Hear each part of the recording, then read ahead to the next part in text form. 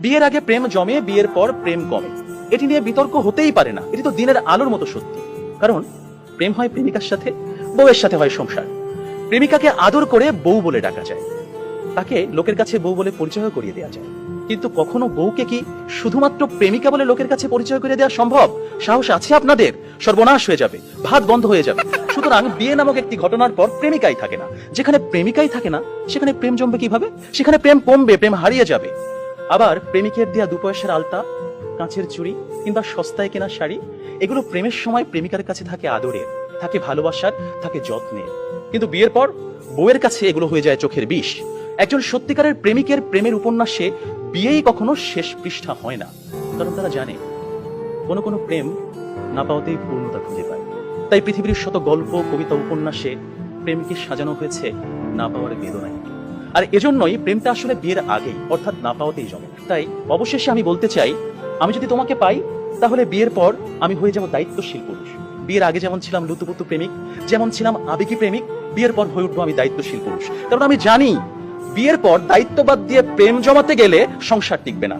আমি পুরুষ, আমি রাখবো তোমায় বাহুডোরে, কখনো ভালোবাসার আদরে, আবেগী প্রেমিক হয়ে, কখনো বা স্বামীর দায়িত্বে।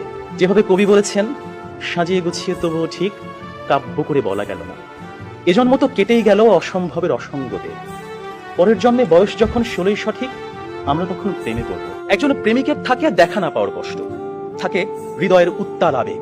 তাই বৃষ্টি কিংবা জ্যোৎস্নার রাতে যখন প্রেমিকার মন ভালো নেই, কিংবা যখন কিচ্ছু ভাল লাগে না, তখন প্রেমিকের থাকে নানা আয়োজন। মেসেঞ্জার কিংবা হোয়াটসঅ্যাপের ভিডিও কল থাকে উত্তাল। আমার জান, আমার জানটুস, আমার ময়না, আমার টিয়া, আমার হেটুস, থাকে কত রকমের সম্বোধন। রাত গভীর হয়, ওরা জেগে থাকে। শহর ঘুমিয়ে যায়, ওরা ঘুমায় না। ওদের কণ্ঠে থাকে গান, বুকে থাকে ছন্দ। কমলাবরণ মুক্তি তোমার, চাঁদের মতন হাসি, সত্যি করে বলছি আমি তোমায় ভালোবাসি। পান্তা ভাতে কাঁচামরিচ, গরম ভাতে ঘি, তোমার সাথে প্রেম করিতে আমার লজ্জা কি। অথচ বিয়ের পর হাজারো হিসেবের ভিড়ে পদ্য, কবিতা, ছন্দ সব যায় উড়ে। আপনারাই বলুন, এইভাবে কি কখনো প্রেম জমে? বিয়ে নামক একটা ঠুনকো শব্দ কখনোই কিন্তু প্রেমের বিশালতায় বাধা হতে পারে না। বরং প্রেম হচ্ছে সেই অস্তিত্ব যেখানে প্রেমিক মন জানে, জন্ম জন্মান্তরে তুমি আমার। তোমার সাথে আমার বিয়ে হোক আর না হোক, তুমি আমারই ছিলে, আমারই থাকবে। হুমায়ুন আহমেদ বলেছেন, যে প্রেম যত গোপন, সেই প্রেম তত গভীর।